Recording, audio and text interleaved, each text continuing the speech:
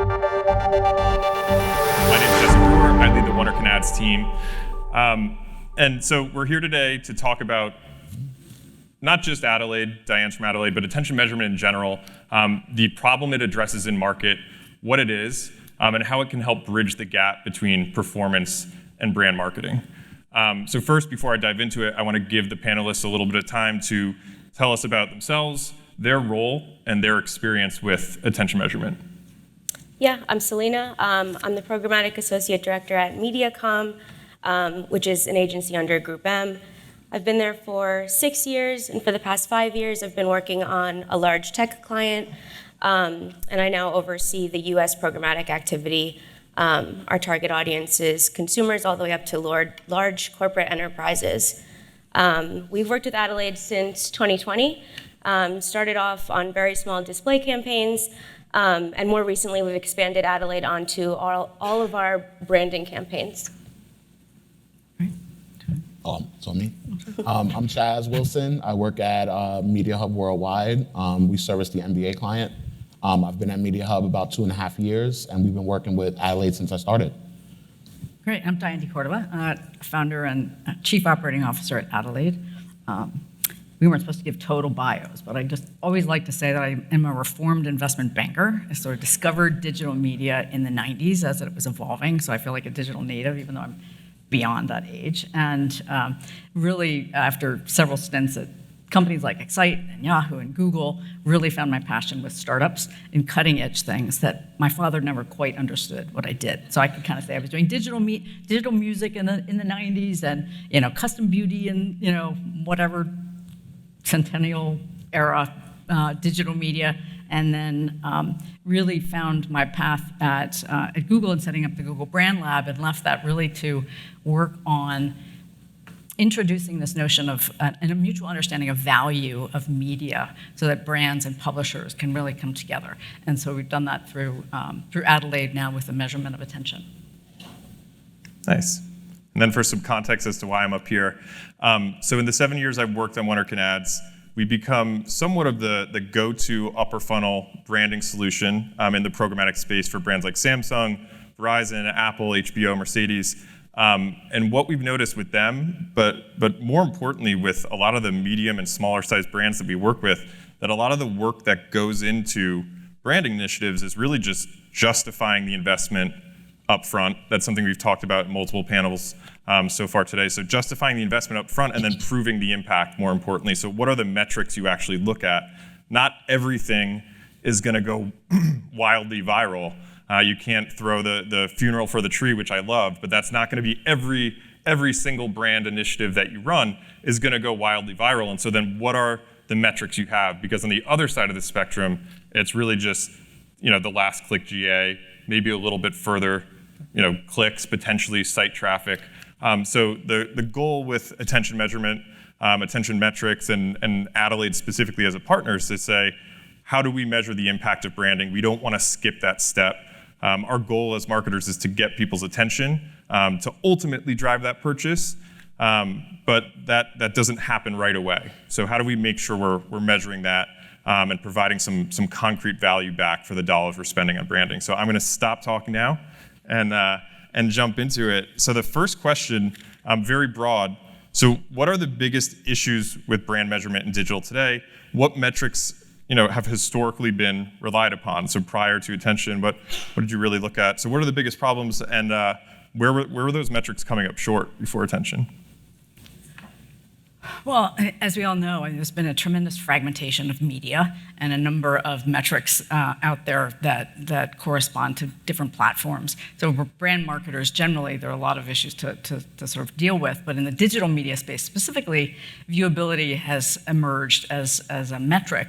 The challenge with viewability specifically is that there's really a lack of correlation with outcomes, with I would say, meaningful brand outcomes. So that's really the biggest challenge that we see and what we're trying to address. And Chaz, one thing that we talked about for your brand, and I can share the brand you're working on? Yeah, you got it. I already did. You already did. Okay, for NBA.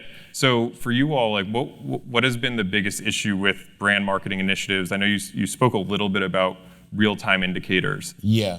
That's one of the things that the NBA was looking for and they were hungry for, and why we partnered with Adelaide, because they wanted more real-time business solutions.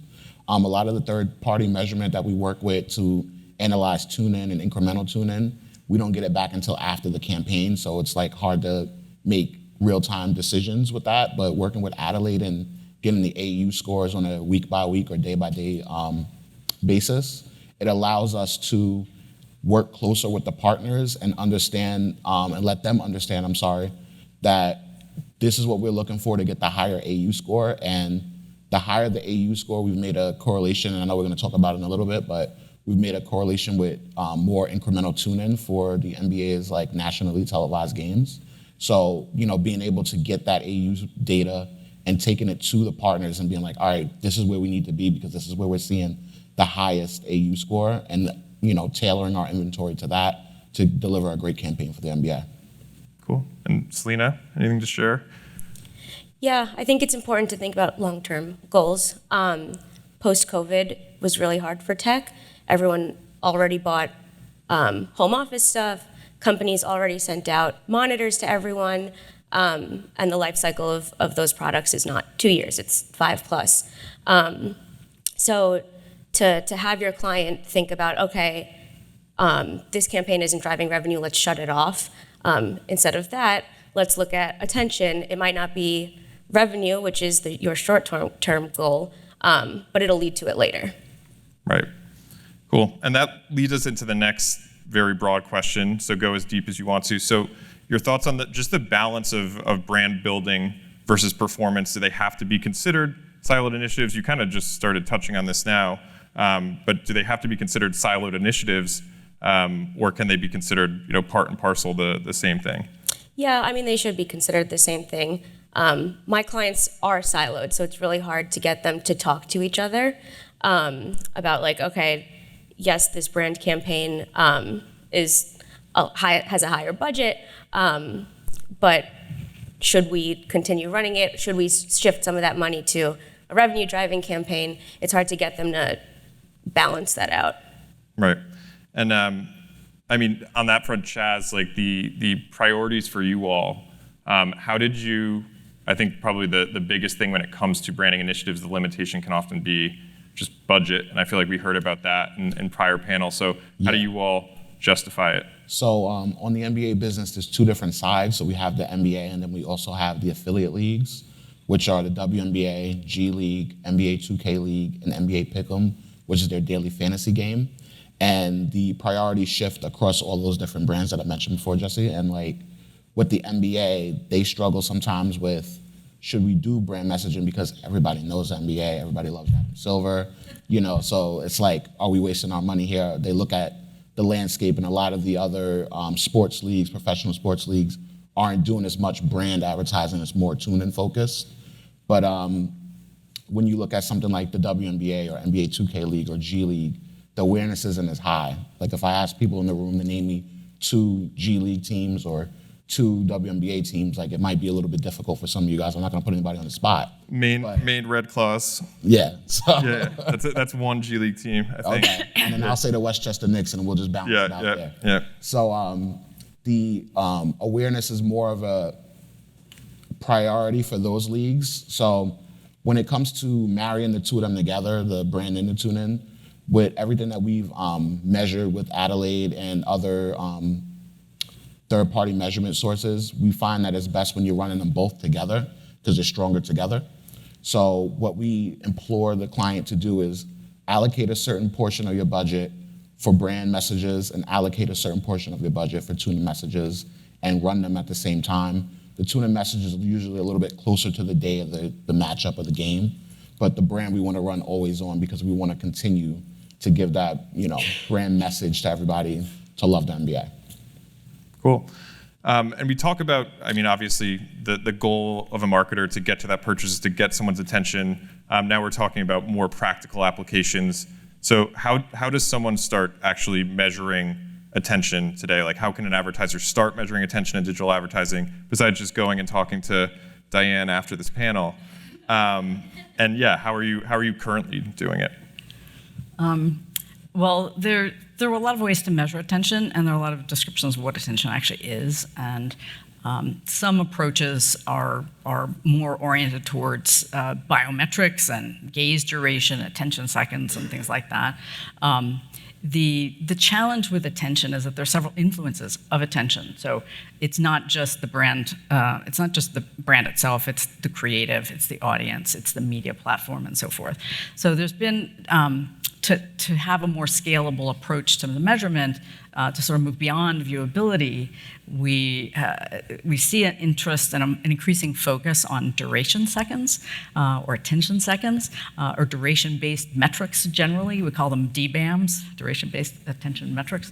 It's a bit of a mouthful, but the unfortunate consequence of using DBAMs as metrics is that attention is driven by these various things, as I said, and the influence of other factors besides just media quality, like creative targeting and creative and targeting, is that you run into the risk or the paradox we call the attention audience paradox.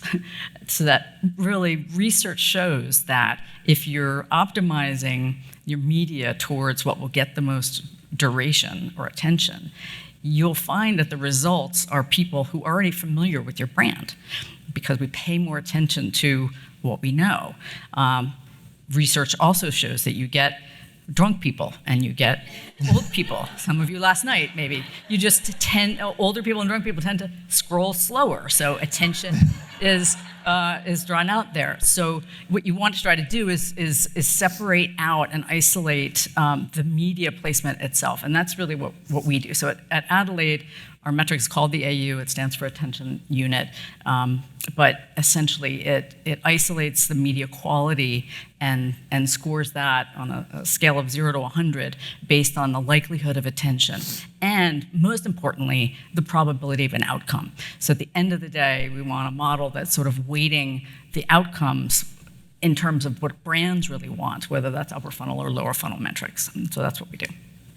Right, and Chaz, I know that you all, I think it was an openly shared case study, but kind of how you had justified it, not just for the NBA, but then getting into WNBA and G League, especially with the brands that have less budget. Like, how did you convince them to move into it? Well, where we started was with the NBA itself. So we were able, and I teased this before, but we were able to establish a correlation with the high AU scores and the incremental tune-ins that we get to specific tent poles that we run for the NBA, that being like NBA tip-off, the Christmas Day games, and the entire NBA postseason, playoffs and finals. So we were able to establish that correlation with the higher AU score going toward more tune-in.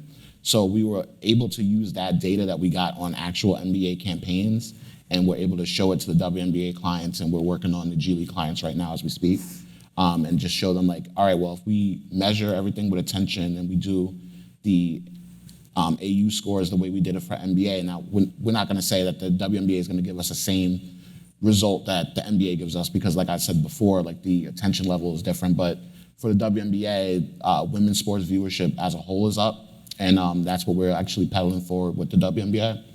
But establishing that correlation was actually a big key for us to prove it out. So what it really does is help the NBA with their business outcomes. So the NBA, at the end of the day, is what we're trying to do is get more and more people to tune in to the nationally televised games. And the effect that that has is the more people that tune into it, the more leverage that the NBA gets for their contract negotiations with broadcast partners. And the more leverage they have in those conversations, they can get more money from those partners. And then when more money goes to those partners and goes to the NBA, more money goes to the players. So basically what I'm saying is, Anthony Davis, Jaylen Brown, you're welcome. And Celina, for you, the pitch essentially to your client to zero in on this metric, like how did you have to, how much time did you have to spend on proving that correlation out to them? Yeah, I mean, we started off only running display campaigns. So first was, let's take on CTV, let's take on audio. And now that we have it, we need to be able to show success, not 2 months after the campaign is over with a brand lift study, but in real time. So now that we have Adelaide pixels across all of our activity, we can say, okay, 2 weeks into the campaign, here's a publisher that has a high AU score. Here's a publisher that doesn't. Let's shift budget across the two. So they're really interested in seeing cadence reporting on their brand campaigns, which they weren't able to see before. Right.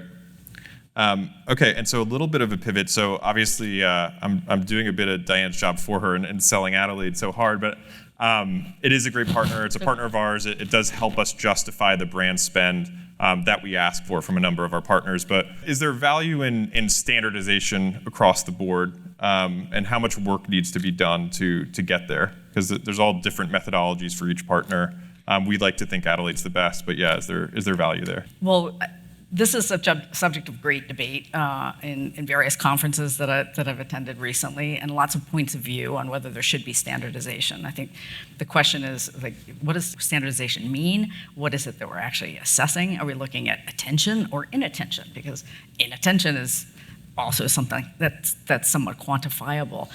Is it a KPI? Are we looking at real estate of media, which is really what I've been talking about, as opposed to the human element and the biometric elements of that.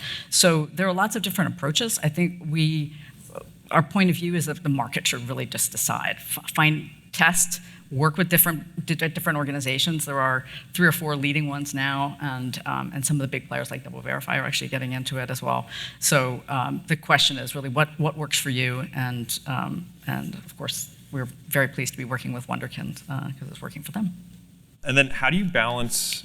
So now, like, trying to balance it, and I think Celina and Chaz, for everyone here, background on their role, I think specifically digital, correct? Yeah.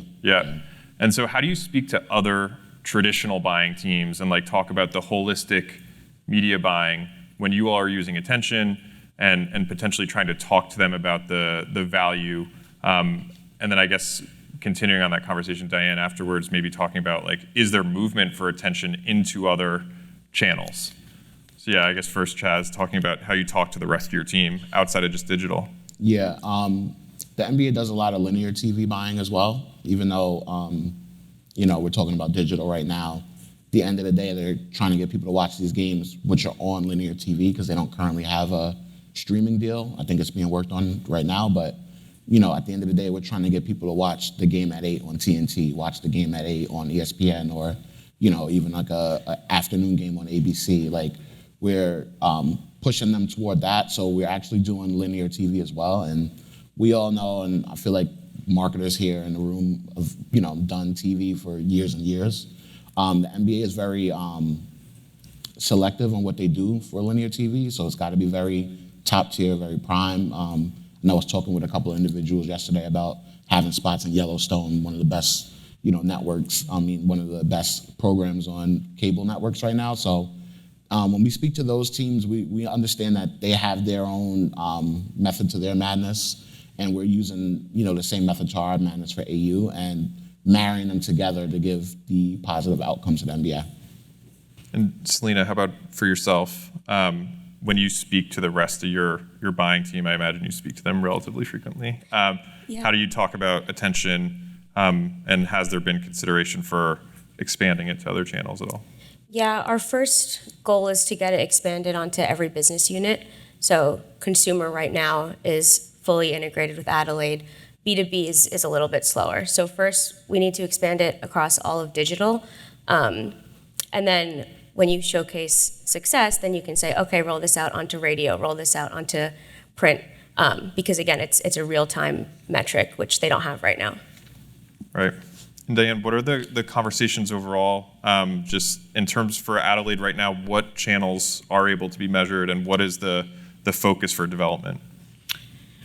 Yeah, so there's a lot. So we're currently measuring digital display, online video, CTV, linear TV, audio, and we just got into the cinema game with NCM. So we now have a cinema AU. So the idea for brand marketers, it's the holy grail of trying to be as pervasive across the various platforms as possible. Digital out of home is also sort of next. So But from a development standpoint, there are a couple of places where we're exploring and expanding and improving. One of this is just in the data science element of it. So what signals are we picking up?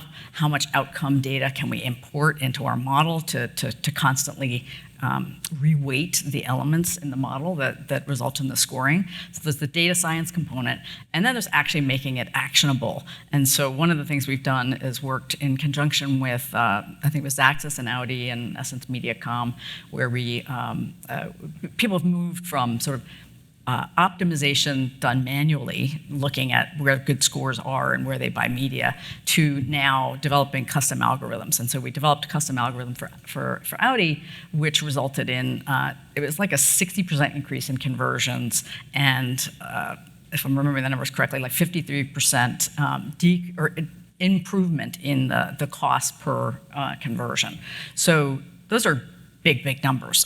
And so what we see with the success of that is increasing penetration into both buy-side and sell-side platforms, so that buy-side platforms can have pre-bid filters focused on attention. SSPs also can have custom PMPs, and that makes it easier to activate, and that's sort of the key.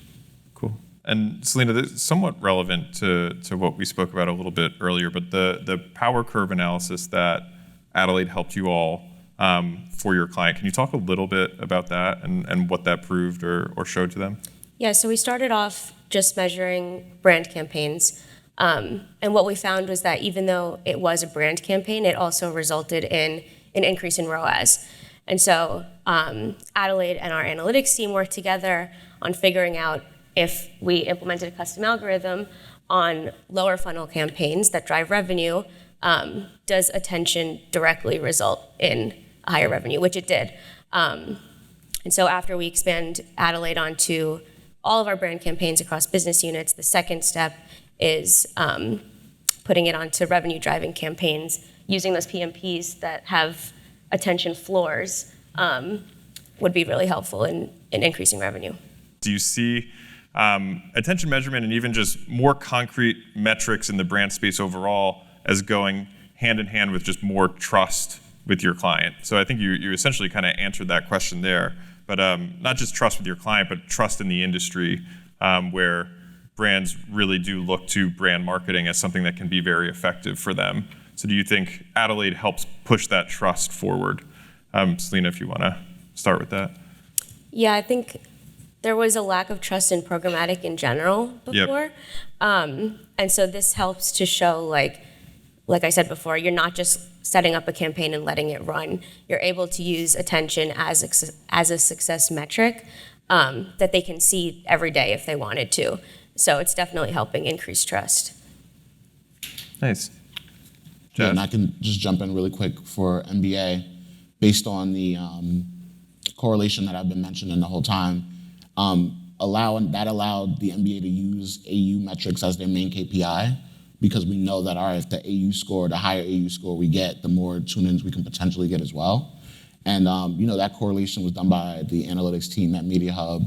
Want to shout out Ann Fong. She works on that very closely. I'm from New York, so we always find a way to shout out people out. we always got a shout out. I'm sorry, but being able to show that delivery allows the MBA to look at that as a main KPI. So when a lot of the people here are doing KPIs, you may be doing more front-end metrics, or there might be sales goals that you have as well. The MBA, when we do our main KPIs, it's all about AU. Yeah, and I would say just having a common understanding of value between buyers and sellers is a net positive, and showing that these metrics sort of tie to outcomes is just a net positive.